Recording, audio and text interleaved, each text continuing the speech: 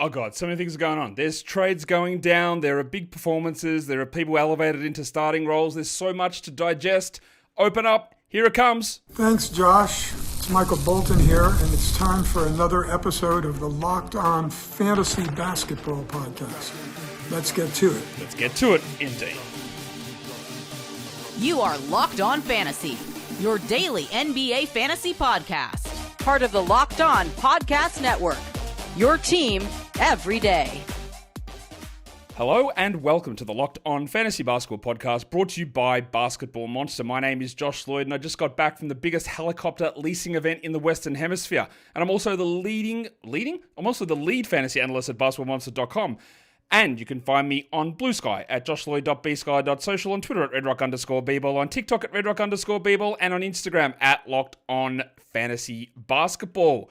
Super Bowl 59 is here.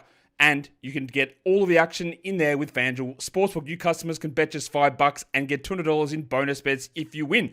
Download the app or head to FanDuel.com to get started. Also, LockedOnDaily.com. Check it out. You'll get all of the newsletters, the best newsletter for your favorite team. It's at LockedOnDaily.com. I've got a trade deadline show. It's 1 p.m. or earlier tomorrow. Get in there, pre-like it, pre-bang it, comment, bookmark, chuck it in your calendars. We're off and ready to roll. We have got 11 games today. It is World Muay Thai Day. Again, I've already told you that, but it's so important. That's what you need to know. Now, we're just going to bang straight into the games, honestly, because I'm not going to do most added waiver wire players. I don't think we need to worry about that at this point. There's just so much stuff that is happening like every 5 seconds. Like, I'm just going to air now, and we hear that Jericho Sims is apparently in the Kyle Kuzma trade. Like, what? So we had so many things go down. Jimmy Butler, obviously, he was traded to Golden State. Not Phoenix, not the thing we've been waiting for forever. No. Kevin Durant has not been dealt as at this point. Andrew Wiggins goes to Miami. Dennis Schroeder to Utah. Detroit just chimes in there and holds out their hand for some crumbs. And then we had Kyle Kuzma being swapped for Chris Middleton. We had Jonas Valanciunas going to Sacramento. We had KJ Martin going to Detroit. And the trade deadline's not until tomorrow. So we have got still so much to talk about and to think about. So we're not going to overreact massively. There are a couple of things, though, that are really important today, at least 2 of them, and we're going to get to that when we get to the games. Let's just go in. It is, I just pushed that button, and I forgot that I hadn't actually created the transitions for it because I didn't have time. So there you go. We are here.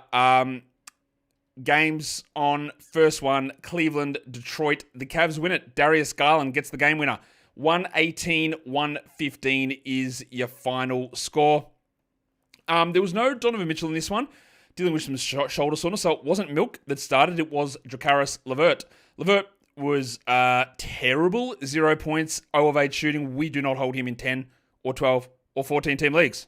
Get that garbage out of here! And Ty Jerome was fine, 13, 4, and 5, but only 19 minutes. And I'll continue to tell you, I'm not trusting a 6'2" point guard who's the 7th man. I'm not trusting him to be a 70% shooter to give me back-end 12-team value. He was good, 71% shooting, great. Don't trust it, don't care, don't want him. Evan Mobley bounced back in a big way, 30-9 with 4 blocks and 3 threes, while Jarrett Allen only had 6 points, but the other stuff, what the hell? 13 rebounds and 6 assists and 3 steals and a block. Garlow had 25, 3 and 5, while the winner Soldier, good game from Max Strus, 15, 6 and 2, steal and a block.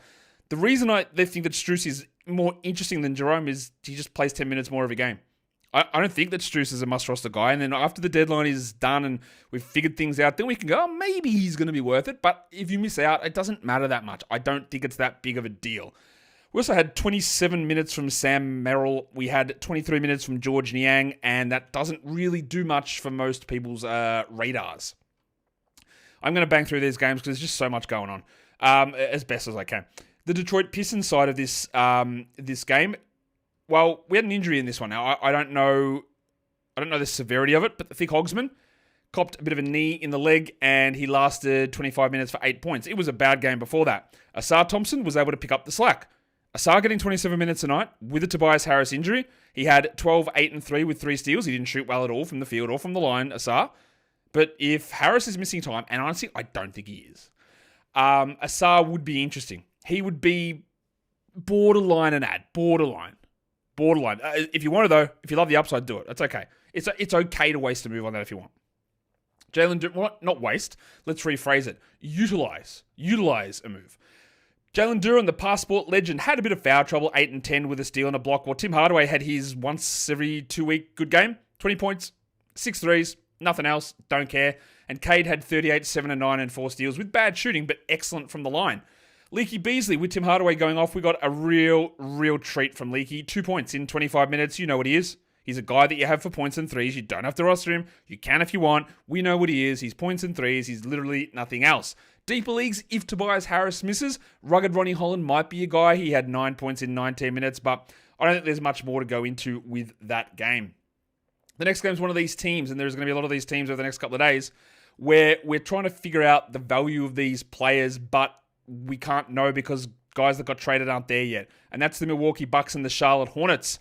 The Bucks, in a situation here where they had, last game, they'd rested everybody, and then we got a little bit dicked over in this one. We were told that Giannis was back, and then after lineups locked, he got scratched. So I don't really know what happened there. Bobby Portis did return, though, and he started. Chris Livingston went to the bench. Damian Lillard and Brook Lopez returned. That meant that Big Boom AJ Green went to the bench, and Ryan Rollins went to the bench. The Bucks were not 112-102. Portis did his thing, right? 23, 17, and 5, 3 blocks, big numbers. But it doesn't matter because Giannis and Kuzma aren't there. And Portis will lose value when those guys return. Lillard had 29, 4, and 12. Fantastic. Gaz Trent was pretty good. 13 with 3 threes. Don't care. Only a very deep league guy or an emergency threes streamer. And the same with amino acid Torian Prince. 11 with 3 triples. But like these guys are losing value. It's not going to hold at this number. Brook Lopez had 14 points with not much else. Like I also said, we also did hear that the Bucks have acquired Jericho Sims as a part of this deal. They didn't have a backup center. Not that Sims is good or is going to play every night. But it does give them another option if they don't want Bobby Portis playing at the 5. I would be a little interested here. Is Portis getting traded? Getting Sims in, getting Kuzma in. You don't need him. I wonder. Keep an eye on that. Keep an eye on Bobby Portis getting traded. I think it's a distinct possibility. The next side of this equation, we're talking Charlotte. There's some interesting things in this one as well. Vasilije Micic did not play with the ankle problem, and they did put KJ Simpson into the starting lineup. We have to watch him very closely, KJ. Now, of course, LaMelo is out and Micic is out. And they literally both might be back next game. But KJ is just a name to watch. 15, 1, and 3 with a steal. I think he's got a sort of fantasy-friendly game. Nick Smith, also one of the frustrating players. Like, he's impossible to sort of figure out. 32 minutes, 23 points, and 4 threes. But, as you'll notice, a lot of sweet FA. DeAndre Hunter looks at that and goes, bro, can you do something else? 2 rebounds and 2 assists, no defensive stats. He also shot 60% to get there. Now, this man is usually a reverse 60%, a 1 over 60 in terms of his shooting numbers. He's fine, but absolutely not someone that you should consider a must. Moussa Diabate, another 10 and... Someone told me that I keep saying his name wrong. Diabate. What am I saying wrong? I feel like that's correct, but someone who's French told me I was wrong. Please, can you phonetically write it out? I'm pretty sure. Anyway, I'm not going to argue with you. You're French. You're telling me it's wrong, and it's wrong. Mark Williams struggled. Probably his worst game in a while. He had 6 points in 25 minutes, and that meant that Moussa did more. I don't mind holding on to Diabate in a 12-temper just because he's seemingly doing this in some games where Mark plays, but importantly, he's able to do it in the games that Mark sits as well. We also got Tijan Salam back into the rotation. 22 minutes, 10 and 4, 111. He will be someone that we will hear from. He'll probably have some of the worst field goal percentage in the entire NBA, but we will hear from him at some point this season. So just a name, again, to keep in the back of your mind. Today's episode is brought to you by PrizePicks. The NBA season, it's bloody heating up. I'm overheating from how hot things are. And with PrizePicks, you can put your knowledge out there, and it's the best place for daily fantasy sports. With over 10 million members and billions in awarded winnings, PrizePicks makes it easy to turn your sports knowledge into real money. You pick more or less on at least 2 projections, and you can win up to 1,000 times your cash. And at the moment, right now, they're giving you a freebie. Basically, you just put it in Patrick Mahomes. He needs to throw 1 yard. And that's the more or less 1 yard, Patrick Mahomes. Surely he'll do it. So you just need one other correct pick and you can cash out. Easy stuff to do.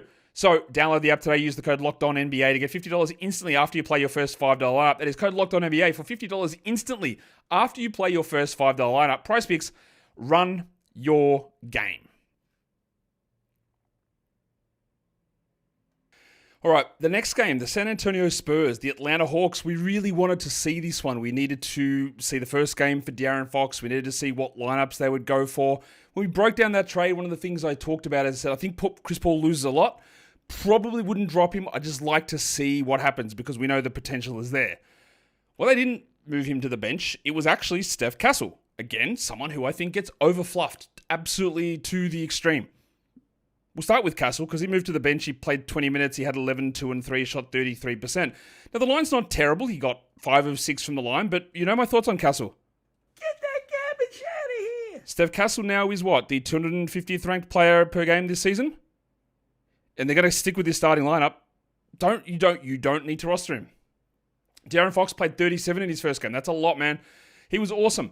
24, 5 and 13 with 3 steals. Devin Vassell didn't actually lose out a huge amount of value. 18 shots. It is a little weird to see Vassell take 18 and Wemby take 15. But one of the things we've been talking about a lot also is why the hell is Steph Castle taking so many shots? Well, his shots went down to 9, which is Vassell and Fox that got... Did I say Vassell before? I hope not. Vassell and Fox taking all those shots, and Wemby got 15. Devin Vassell looked great. 4 steals. We love that. Wemby, 24 and 12. Not his best game, but honestly, pretty strong. While Chris Paul played 30 minutes. 11, 4 and 9. Hold Chris Paul. Hold him.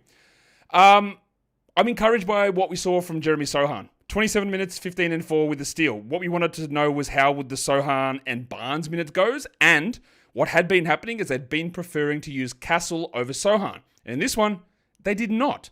So Sohan had 15 and 4 with a steal. I don't think I would rush. He shot 88%. I don't think it's a must scenario, but it is interesting as Barnesy just had 13 and 6. Sorry. The pencil, Harrison Barnes. I'm going to really give this one as much as I've got. The pencil, Harrison Barnes. Barnesy.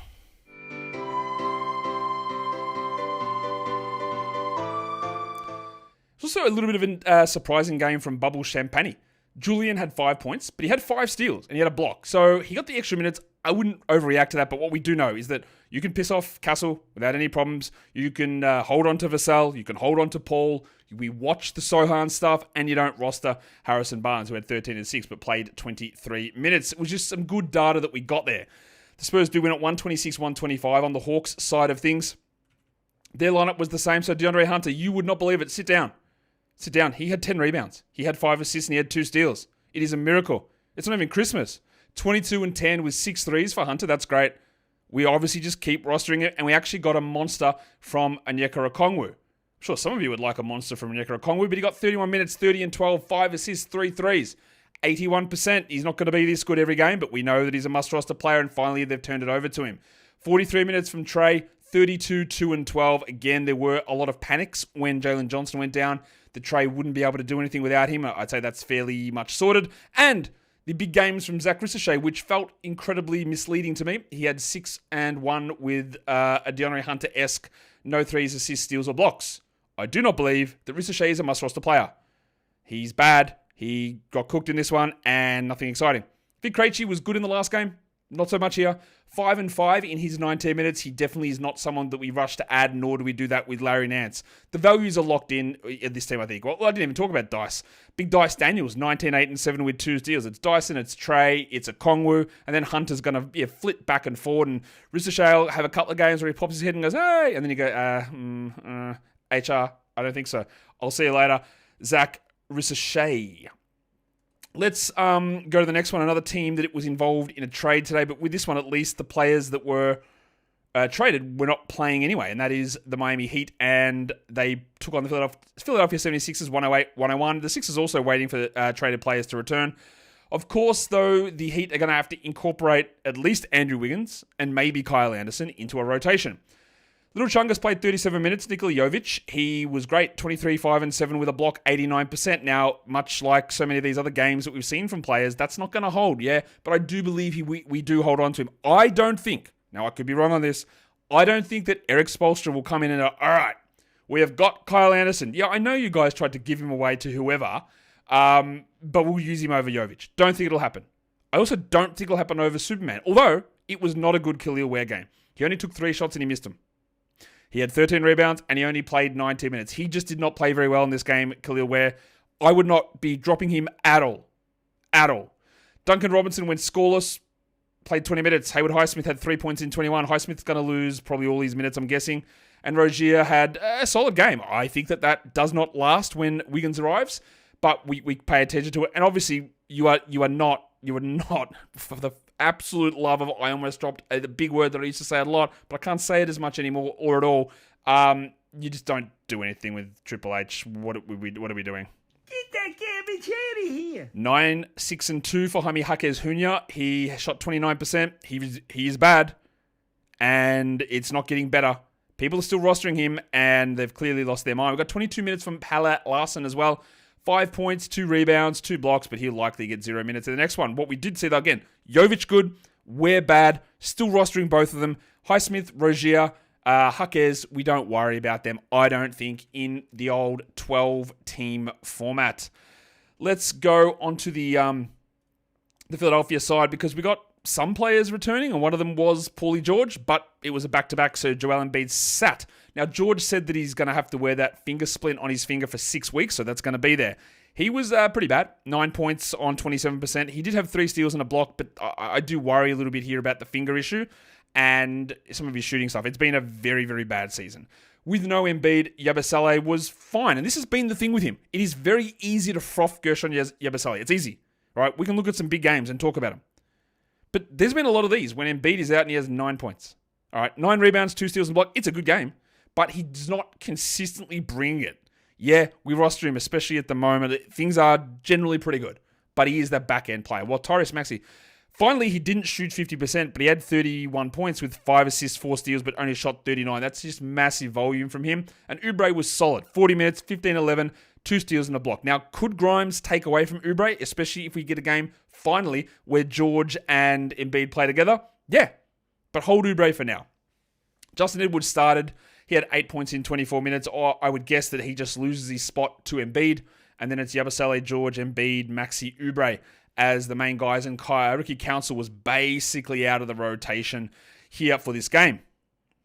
All right, so in the middle of me recording this, we did get news of a Brandon Ingram trade. So just beware, I know about it. We'll talk about it when we talk about the 2 teams involved, Toronto and New Orleans.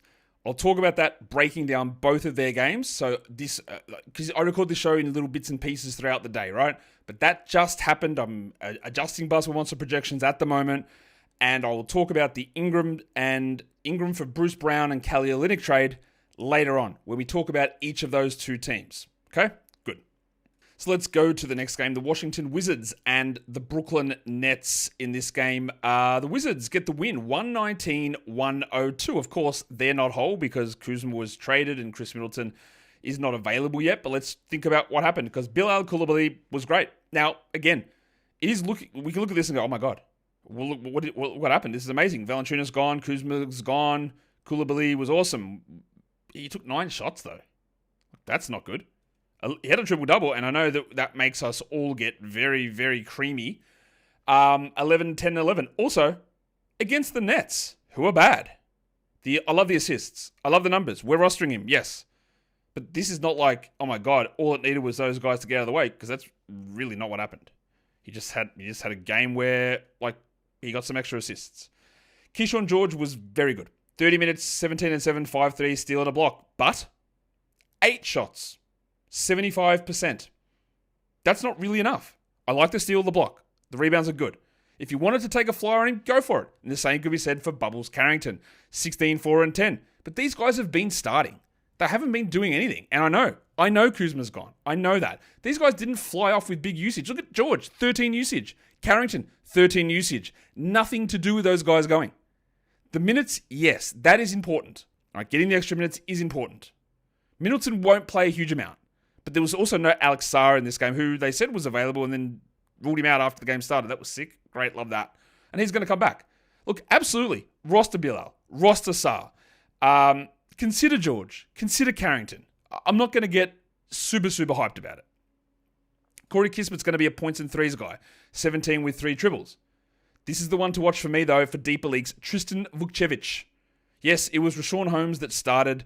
He had, 9 and 5 in 27 minutes. I honestly think that when Sarr is available, Vukcevic will just be the backup center.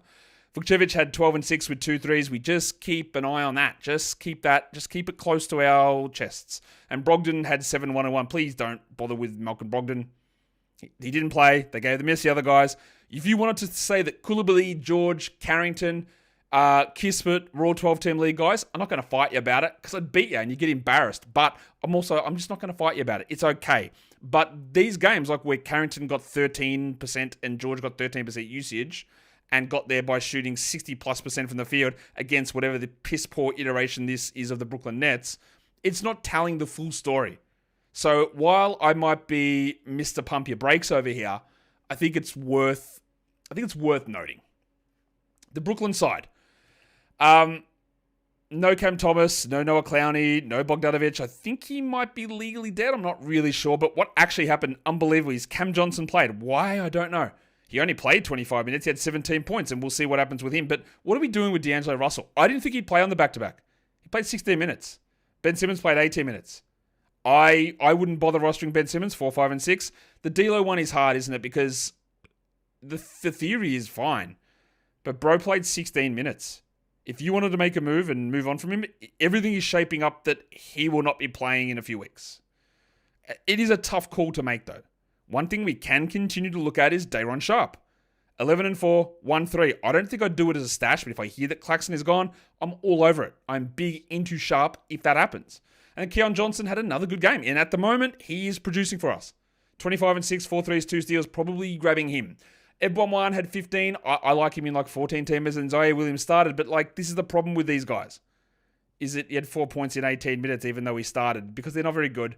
And they're going to go back and forth and back and forth. And the guy that's giving at least some level of consistency at the moment is Keon Johnson. Whether I believe he does that or not moving forward, I don't really know. I don't think so. But I think that team is going to be consistently confusing.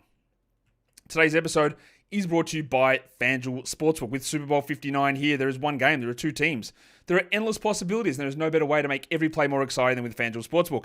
You can predict the first touchdown, you can call who you think the MVP is going to be, even make a guess at the coin toss. It's all there, and FanDuel makes it easy to get in on the action. With live betting all game long, you can adjust your bets as the game unfolds, feel the thrill from kickoff to the final whistle. The live betting enables you to stay involved no matter what happens on the field. The app is super easy to navigate. Plus, once you do your $5 bet, the first one, and you win it, you get $200 in bonus bets that you can ice onto the Super Bowl cake. Download the app or head to FanDuel.com to get started. Just bet $5, and if you win, you'll score $200 in bonus bets. That is FanDuel.com, and don't forget to gamble responsibly. All right, now we can look at the Toronto Raptors. The Memphis Grizzlies cooked them 138-107, but of course this Raptors team is going to be very, very different as soon as Brandon Ingram's ankle injury miraculously heals. We'll talk Grizzlies first. They didn't have to play big minutes. Zach Edey was able to cook a bad team, shockingly enough. 25 minutes, 13, 14, 2 blocks. That is a couple of good ones in a row from Edey. If you wanted to roster him while he plays well, you do it. Then you can move on if he's bad again. I still don't have huge faith in the consistency of what he brings, but that's very good. Jaren continues to be just unbelievable. How good is this guy? 32, 5-4, 26, 5-4. It doesn't get talked about enough, by the way, that the Kings not only pass on Luka Doncic, but Jaren Jackson to take Marvin Bagley. 32, 5-4 for Jaren. Jar had 26, 5-4 with 2 steals. GG Jackson had another 17 points. I know people will want to add him. I don't think you should do that. That's good. He shot 63% to get there. He played 21 minutes. He is a chucker who will have bad games, and it's more just a, hey, I'm on a Sunday and I need some points. Maybe GG's the guy to take a crack at. Marcus Smart returned. He had 0 points in 18 minutes. You don't roster him. But what are you doing with Santi Aldama now? Am I justified? Am I there? Have I been vindicated? Probably not. But also, Get that garbage out of here. He had 6 points in 18 minutes. The Duck had 5 points in 22. And Jalen Wells had 7 in 21. You don't need to roster Kennard. You don't need to roster Aldama. You don't need to roster Jalen Wells. But the thing in this game is that everyone returned. The only guys that got out at the moment are Des Bane. That's it. Vince Williams was back, and he played 13 minutes. And no, I don't think he's going to be a 12-team league guy. There's just too many players. So you roster Jar. You roster Jaren. You maybe do Zach. It's probably about it, honestly. The others, I don't think you need to bother with. They cooked them. 138-107. Now, let's try and figure out what on earth to make of this Raptors box score, but also trade. We'll talk about the box score here because there was no Emmanuel Quickly. He was resting. RJ Barrett's in concussion protocol, and Pirtle was out with a hip issue. Barnes had 11, 3 and 9, 2 steals and 3 blocks. He took 18 shots and none of them went in. Well, some of them did. He shot 22%. I would say that Barnes has been somewhat disappointing this season. He's like very disappointing. He's maybe going a little bit too far. I know people's best mate, Jacoby Walter, they're going to get excited about him. 14 points in 28 minutes. Let me tell you right now, it's not happening. It's not. Because this is how I think their starting lineup's going to look. And honestly, Messiah has been reverse cooking for years. He's been not even defrosting. He's been freezing food. He's been brining it to preserve it for whenever. The reverse of cooking. Because why would you want a lineup that has both RJ Barrett and Brandon Ingram in it, and Scotty Barnes is your main guy, and everyone's on way higher of a time frame than what you should be if you're rebuilding? What is this team? They didn't give up much. Bruce Brown, Kelly Olynyk, a first and a second. But what are you doing? What is this? What is this team? I don't understand it. They are going to be in that spot again. They're going to be too good to tank, but the players are all bullshit together. Everyone's going to take a hit. I would not be shocked if Scotty Barnes ends up like the 4th usage guy on this team. Because think about it. What the hell else is Brandon Ingram doing? Unless he's getting usage. What does RJ Barrett do? Emmanuel Quickly is going to get usage. Barnes might be ahead of him. But Scotty Barnes is not a guy you want 30 usage into. He's not. He's such a weird player. And I know that I do jokes about Canada. I feel sorry for you guys, Raptors fans. I don't know what you're doing. You could say Brandon Ingram's a good player, and that's all well and good if we're playing one-on-one. No worries. Him in a team construct and this team construct, I don't get it at all. And I know you gave up nothing, but now you're going to have to pay him. And you're going to be squished and you can't add players. I don't understand it. And yes, this is immediate gut reaction.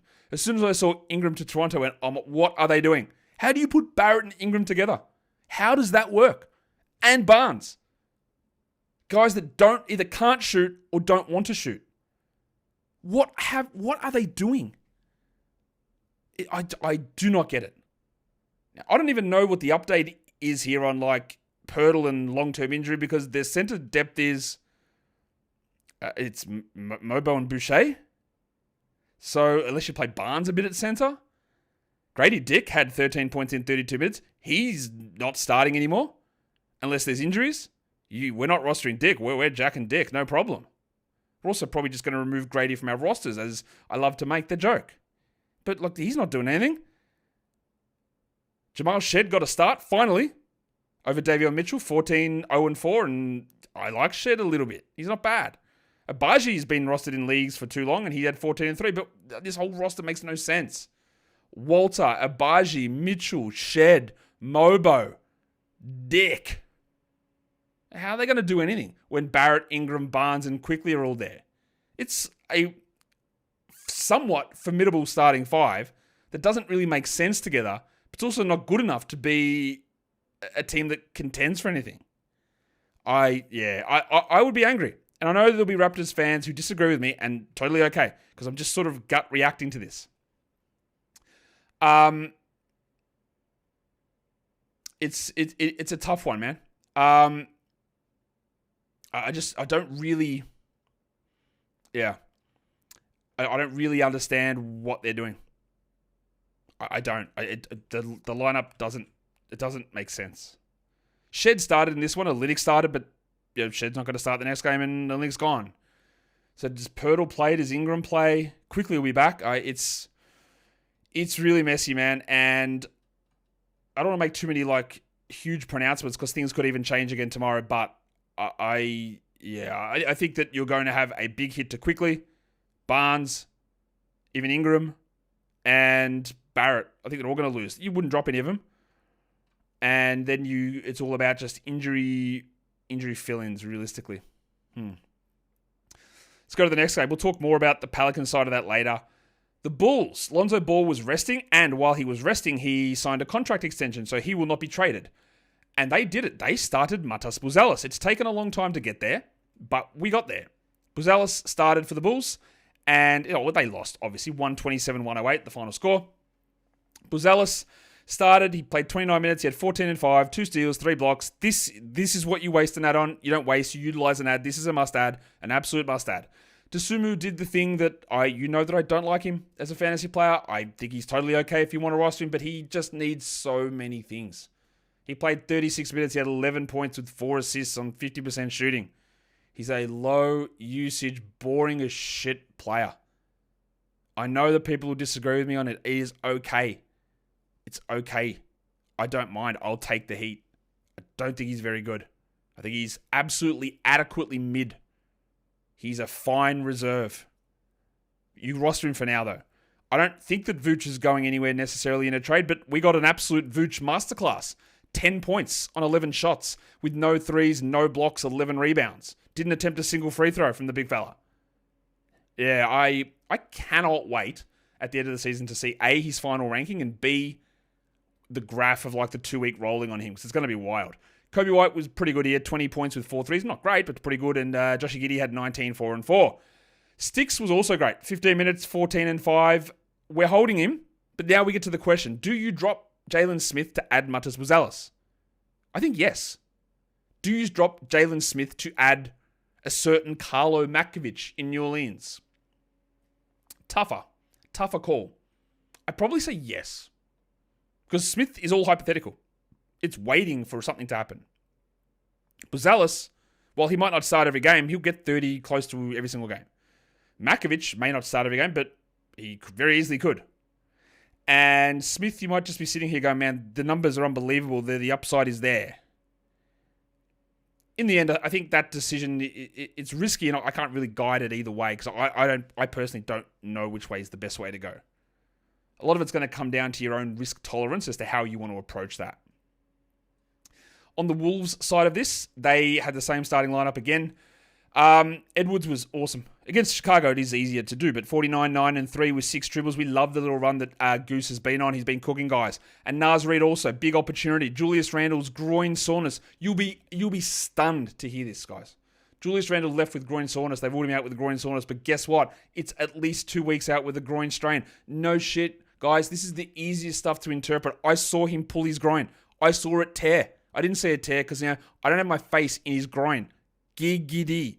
But it was obvious. They say it every time. It's happened about 30 times this season. Oh, he's got some soreness. No, he doesn't. He pinged his hammy. It is obvious. I don't know why this happens. Why is this the new trend? It's frustrating, but at least we've figured out the code. Anyway, Randall's done. He's out for weeks. So you're going to get more usage for McDaniels, who had 12 and 8, and he should be on rosters. You're going to get more opportunities for Nickeil Alexander-Walker, who had 12, 5, and 3 with 4 threes. Not more of a 14 than a 12. And then Conley was fine. The 9 assists are hard to pass up, but he can't shoot anymore because he's also a little washed.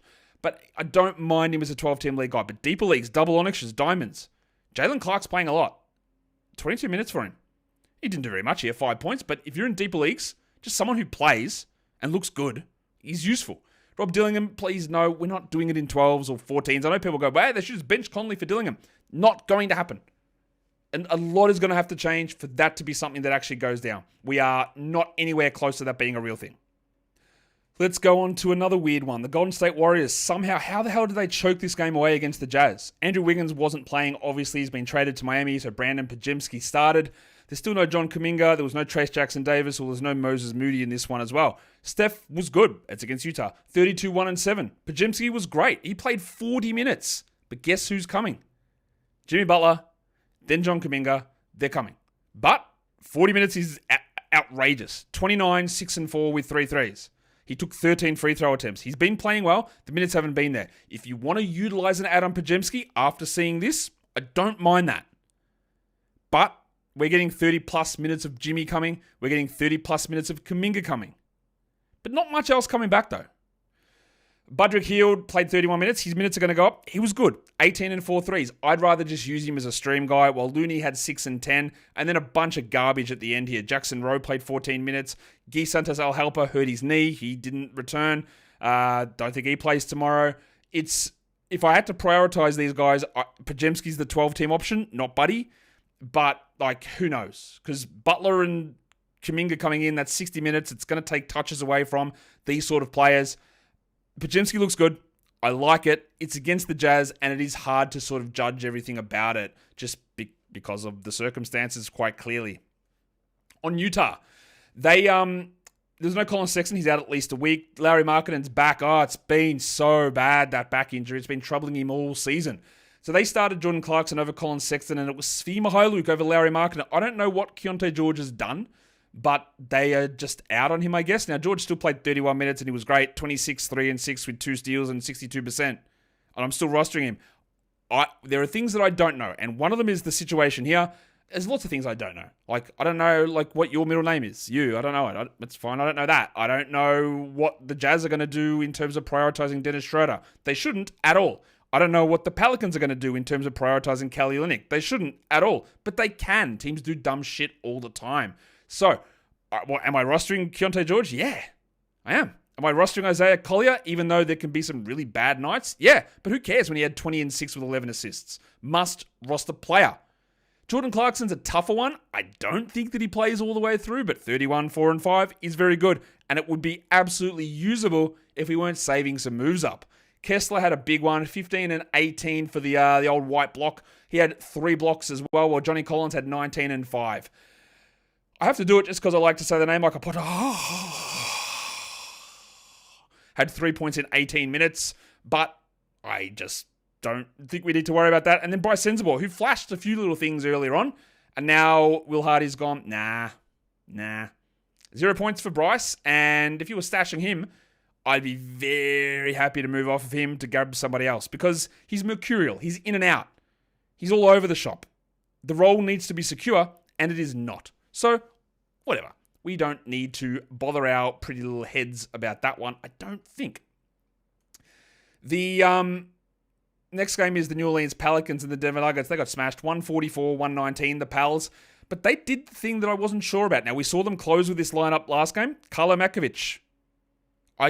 Imagine if my absolutely foolish take on Carlo Makovic comes true and he's a league winner, or he's actually useful in the fantasy playoffs. Because he started, he played 30 minutes, he had 10 and 9 with a steal and 2 blocks. And in isolation, an absolute must-add. In isolation. Don't do anything just yet. In isolation. There's no Ingram now. He's gone. He hasn't been playing. So the guys that arrive, Bruce Brown and Kelly Olynyk, are additions to what is happening here. Like I said, this team is going nowhere. Is Kelly Olynyk a good fit next to Zion offensively? Like, I guess, yes, he can shoot a little bit, right? That's fine. But he can't defend at all. What's Makovic? Younger Kelly Olynyk, I heard you say? Maybe. But he can block some shots. I don't know what they would... It would be pretty silly, in my opinion, if they came in and said, all right, Bruce, you're starting 30 minutes. Kelly, you're starting. Here's 29. Let's rally the troops and see what happens. That would be dumb. But it could happen. So, the value of someone like... obviously, if you're holding BJ, by the way, I wouldn't worry about that. Jordan Hawkins hurt his ankle today as well. He's not worth holding in 12s either. He had 15 in 25 minutes. Misi also played a lot of minutes, so they're playing him more in this game. But look, they're a little bit shorthanded. Would I have Makovic over Misi? I think I would, actually. I think I would. The Olynyk one is the tough one. If you wanted to, look, if I had to do it, look, I'll tell you right now. I'm going to go and put fab bids in. I'll bid on Makovic over Olynyk. Because I just think it might be rough early on. But I do think that it will get turned over if it doesn't happen already. But there's sometimes logic doesn't always work, and I'm very much like 55-45 in Makovic or Olynyk.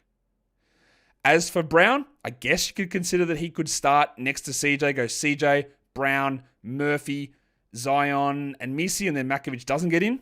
Olynyk could start. There are challenges there, but why would they? Is Brown a better version than Javonte Green? Yep, sure. But I don't think I'd add him. But it's messy. It's very messy for Misi and the other Pelicans. Trey Murphy is, I've said all along, not all along, but recently, he's their best player, and they got rid of Ingram, so they don't have to worry about that bullshit of him not starting anymore. He had 25, 5, and 9. It continues to be ridiculous, while Zion was also very good. 28, 6, and 4 with 2 steals. Big numbers for those guys, and let's do our annual, daily, whatever it is, check in on CJ McCollum. What nonsense did he bring? 1 rebound and 3 assists from CJ and 43%. Of course he did. But he still had 19 points in 28 minutes. I would be wondering if he gets traded. If you added Jose Alvarado after the injury to DeJounte Murray, I get it. But then he played 20 minutes and then he got sick and didn't play. If you wanted to drop him to move on to somebody else, I understand that completely. Especially with Bruce Brown coming in. My faith in them utilizing Alvarado, who's not very young, is low at this stage. On the Nuggets side, Aaron Gordon played. They got a back-to-back, so he may not play tomorrow, so just keep an eye on that. He had 7, 4, and 12 and shot poorly. Christian Brown, only 29 minutes in a blowout, but awesome stuff from him. Obviously, I was not big on him, and then a couple of guys got injured, and it's boosted his numbers back up, and that happens. So that ends up me being wrong. He had 23 and 9 with 3 steals and a block, while the headmaster had just the 10 points, and there's not really much else going on here. Porter had 39 and 12. Jokic had 38, 8 and 10. Big numbers for those guys in a huge victory, and not a lot we need to go into, I don't think. I realize I didn't change the box score over. I apologize. Too much is going on because now, as we speak, another trade has just happened, and for everything that I don't understand, maybe I don't understand this one the most, because the Charlotte Hornets traded Mark Williams to the Lakers for Dalton Connect and Cam Reddish. What is happening? I don't need it. I don't get it. What? So obviously Moussa Diabate ad everywhere, clear ad, a must ad everywhere. This is what you want your trade deadline moves for. Moussa Diabate, the clearest ad of all time, over Buzelis, over Makovic. Add Diabate, add him. Mark Williams value, fine, right? I don't think it raises it, doesn't do anything. It's just yeah. I don't understand it. So now, like Dalton Connect, who you all know that I don't think is very good, is going to have opportunities. They're going to have LaMelo. They're going to have Nick Smith in the lineup. They've got Miles Bridges. Look what? Does Connect start? Reddish, don't worry about it. He's bad. Connect's not good, but I'm still trying to figure this out. So yeah, Josh Green is the other guy that was starting. So does Connect start over Josh Green? Maybe. I don't mind a speculative ad on Connect, but what he is a guy that gets points. He's a points and threes guy with very little else. So, yeah, like it's a very confusing lineup. I would add Diabate ahead of Connect without really any question. Do the Hornets just think that Williams' back is rooted? Maybe. His foot? I don't know. I don't know what the picks are. I think it's an unprotected first in there. I don't know. I know a lot of people are going to be very much into Dalton Connect.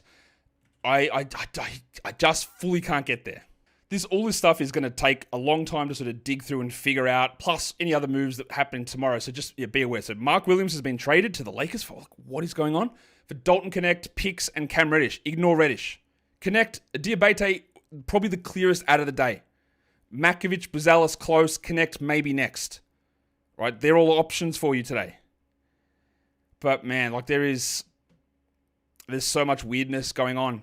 It's actually a day where we don't usually get as many sort of addable players, and a lot of the stashes we had at Jalen Smith hasn't worked yet, and it might still tomorrow. I don't know. But there are clear options available at the moment. Let's go through the final two games just as I try to wrap my head around whatever's going on here. For the Suns, Royce O'Neal started with Kevin Durant out, and apparently they're not trading Kevin Durant now after whatever that was yesterday. Grayson Allen starts over Ryan Dunn, and Ryan Dunn then got hurt during this game as well. So, we've got that to think about. Not that he matters for most of us.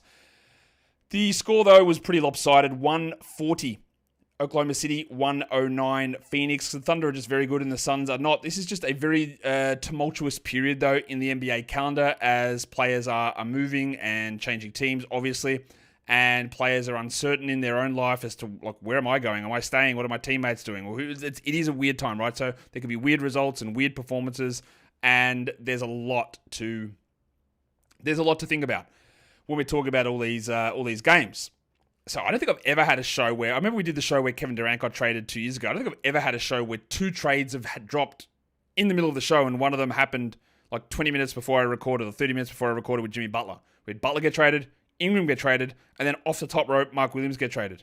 I don't think I've had that before. Anyway, that's okay. Let's look at the Suns' box score. Beal was pretty good, 25, 3, and 6, and we're just holding him. Royce O'Neal was solid, but I don't think I'd prioritize him. BDNR, I don't know. If only someone could have told you that he sucked 6 points in 21 minutes with a steal. He's bad. He's very clearly bad. He has always been bad. And if you dropped Nick Richards, you're probably making the correct move. He will have better games than this. But also, it is worth remembering that he is bad. Devin Booker had 19 points, and Grayson Allen had 9 with 3 threes, and Tyus Jones, the minutes pushed back up with no Durant, but who cares, because he didn't do anything with them. 10 points. I would happily move on from Tyus Jones in many spots to try out Diabate, maybe to try Connect, to try Buzalis. I would Makovic. Jones's value is nothing. It's so small. The upside is so low. I would not care if I moved on from him. On the Thunder side of things, still no Hong Kong mattress, Case and Wallace. So we got Jalen Williams back in the starting lineup, Kenrich Williams to the bench.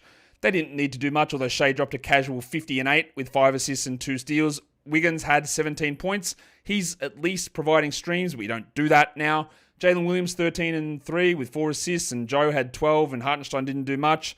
They bring in Daniel Tice. He'll get some backup minutes at some point. He's still a useful player, but it's not going to impact really anything for fantasy. And now let's just do this final game of the day because it's the Orlando Magic against the Sacramento Kings. 130-111. The Magic have been doing nothing, and they dropped 130 on this Kings team. Oh, no.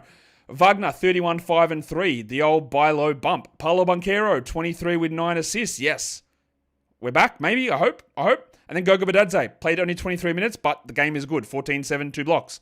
We don't roster Wendell Carter. That is obvious. You don't roster Kentavious Caldwell-Pope. That is obvious. And you don't roster Mr. Black, even though he scored 15 points. He moved to the bench and Cole Anthony started. I don't think you also bother with Cole Anthony in 12s, who had 14 points in 23 minutes. Wendell had 8 and 8 with 2 steals. If I've got Goga, I would hold, but it looks a bit like it's going to be sort of back and forward, sharing the minutes, sometimes someone, sometimes the other. It's a little bit all over the place, but Goga played more minutes than Wendell, and they won. And Goga was a big plus 15 in this game. But most importantly, Franz Wagner hit shots, and Paolo Banchero hit, all he had to do was really hit one shot to be better.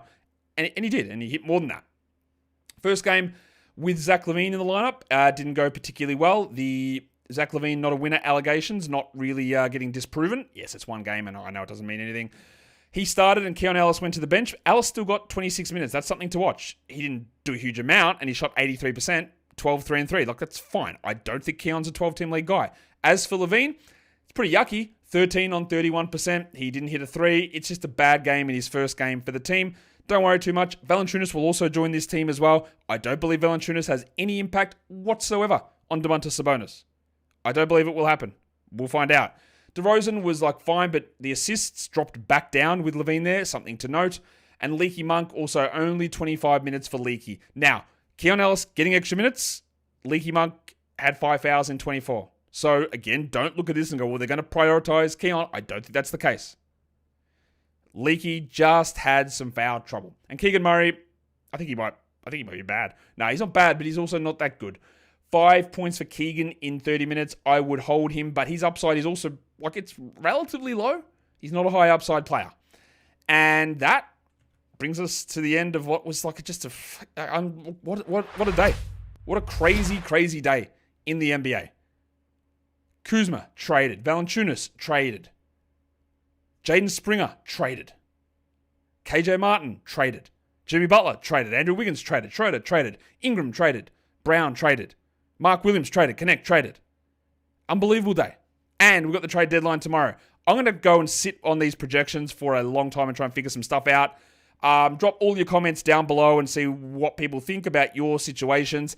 And then we'll come back and do it again tomorrow and break down whatever foolishness is going on. I hope you guys get a good days/night's sleep. I will try to as well. Keep things positive. It's going to be wild. It's going to be wacky. Guys, we are done here. Thank you so much for listening, everyone. See ya.